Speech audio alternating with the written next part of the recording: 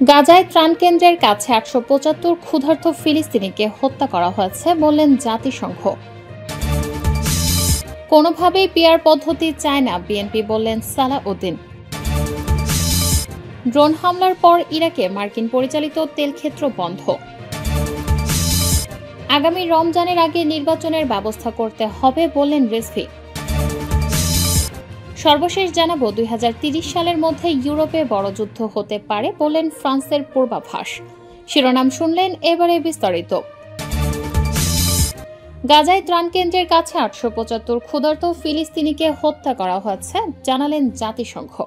যুক্তরাষ্ট্র ইসরায়েল পরিচালিত তথাকথিত গাজা হিউম্যানিটেরিয়ান ফাউন্ডেশনের ত্রাণ কেন্দ্রগুলোর কাছে প্রতিদিন ক্ষুধার্ত ফিলিস্তিনিদের গুলি করে হত্যা করেছে দখলদার ইসরায়েলি বাহিনী। জাতিসংঘের মানবাধিকার অফিস মঙ্গলবার ১৫ জুলাই জানিয়েছে, গত ৬ সপ্তাহে কমপক্ষে ৮৭৫ জনকে হত্যার ঘটনার রেকর্ড করা হয়েছে।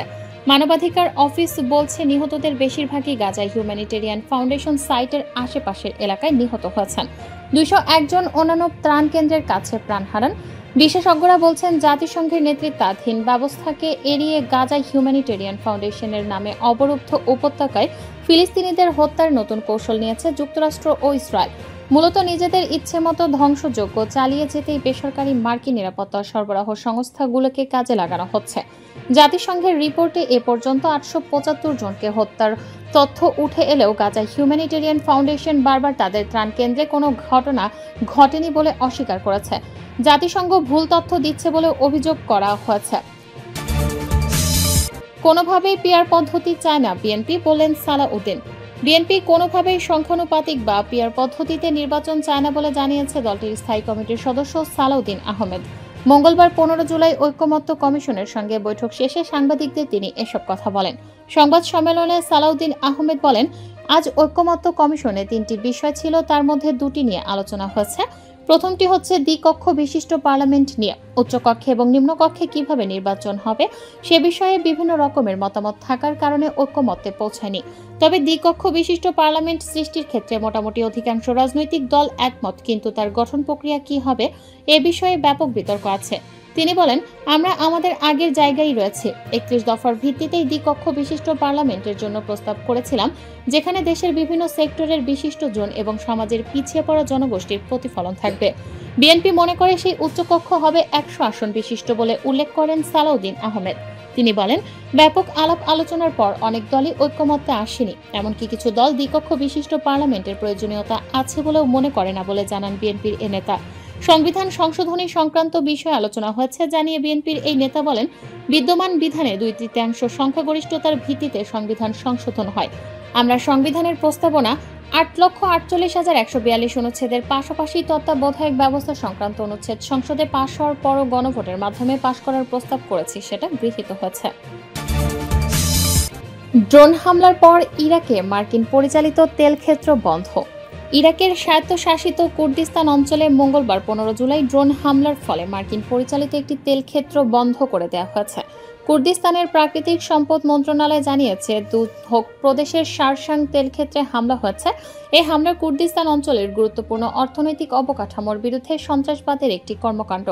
প্রতিবেশী ইরবিল প্রদেশে একদিন আগে একই রকম ড্রোন হামলার পর নতুন এই হামলা চালানো হলো।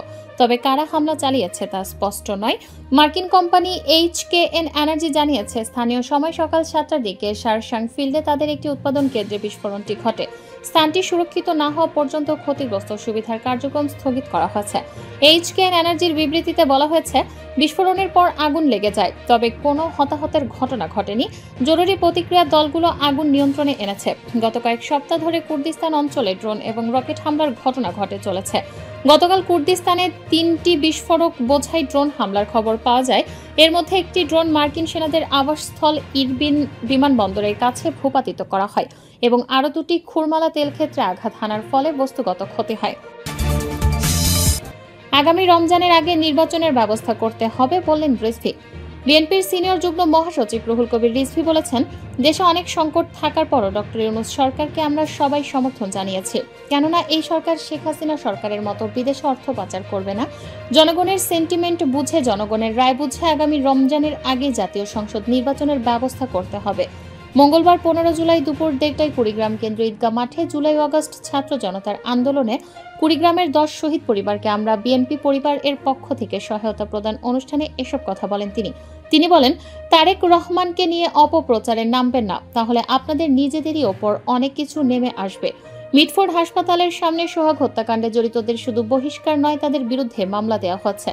রিজভী আরও বলেন, জিয়াউর রহমানের অনুকম্পায় একটি ইসলামী দল রাজনীতি করার সুযোগ পেয়েছেন। এখন আপনারা টার্গেট করেছেন তারেক রহমান ও বিএনপিকে। বুকপিট বলে আপনাদের কিছু নেই। জিয়াউর রহমান মারা গেলে এরশাদ বন্দুকের নল দিয়ে গণতন্ত্র হত্যা করলো। সেই এরশাদের সঙ্গে কেউ যাবে না বলেও আপনারা চলে গেলেন। শেখ হাসিনার সঙ্গেও চলে গেলেন। সবসময় সুবিধা খুঁজে বেড়ান, সবসময় ধান্দা খুঁজে বেড়ান। আপনারা চলে গেলেও বিএনপি যায় নাই। দেশনেত্রী বেগম খালেদা জিয়া যায় নাই। জনগণের কাছে দেয়া ওয়াদা থেকে খালেদা জিয়া সরে যায়নি। তিনি আরও বলেন, আমরা 16 বছর লড়াই করেছি। আইনের শাসন ব্যবস্থা প্রতিষ্ঠিত হোক, ন্যায় বিচার প্রতিষ্ঠা হোক, একটি অবাধ সুষ্ঠু নির্বাচন হোক। 16 বছর ভোটাররা ভোট দিতে পারেননি, কিন্তু এই নির্বাচন নিয়ে এত গড়িমসি কেন? জনগণের সেন্টিমেন্ট বুঝে আগামী রমজানের আগে নির্বাচন দেওয়ার কথা জানান তিনি। অনুষ্ঠানে কুড়িগ্রাম জেলা বিএনপির আহ্বায়ক মোস্তাফিজুর রহমানের সভাপতিত্বে অন্যান্যদের মধ্যে বক্তব্য রাখেন বিএনপির বিভাগীয় সহ সাংগঠনিক সম্পাদক আব্দুল খালেক, জেলা বিএনপির সদস্য সচিব সোহেল হোসেনাইন কায়কোবাদ, অধ্যাপক শফিকুল ইসলাম বেবু, অধ্যাপক হাসিবুর রহমান হাসিফ, সাইফুর রহমান রানা প্রমুখ। এছাড়াও অনুষ্ঠানে জুলাই আগস্ট ছাত্র জনতার আন্দোলনে শহীদ পরিবারের প্রত্যেকে 50,000 টাকা করে সহায়তা তুলে দেওয়া হয়। 2030 সালের মধ্যে ইউরোপে বড় যুদ্ধ হতে পারে বলেন ফ্রান্সের পূর্বাভাস। ফ্রান্সের প্রধানমন্ত্রী অধীনস্থ general secretariat for defence and national সিকিউরিটির প্রকাশিত নতুন কৌশলগত ন্যাশনাল রিভিউ অনুসারে 2030 সালের মধ্যে ইউরোপে একটি বড় যুদ্ধ হওয়ার আশঙ্কা করছে। মস্কো ইউরোপে আক্রমণের পরিকল্পনা অস্বীকার করলেও নথিতে ইরান, চীন, বিচ্ছিন্নতাবাদী এবং সাইবার ও সংগঠিত অপরাধের পাশাপাশি রাশিয়াকে প্রধান হুমকি হিসেবে উল্লেখ করা হয়েছে। প্রতিবেদনে রাশিয়ান হুমকি, রাশিয়ান আগ্রাসন সম্পর্কিত শব্দগুলো 50 বারেরও বেশি উল্লেখ করা হয়েছে। এতে সতর্ক করে বলা হয়, ফ্রান্স এবং তার ইউরোপীয় মিত্রদের লক্ষ্যবস্তু করা হবে।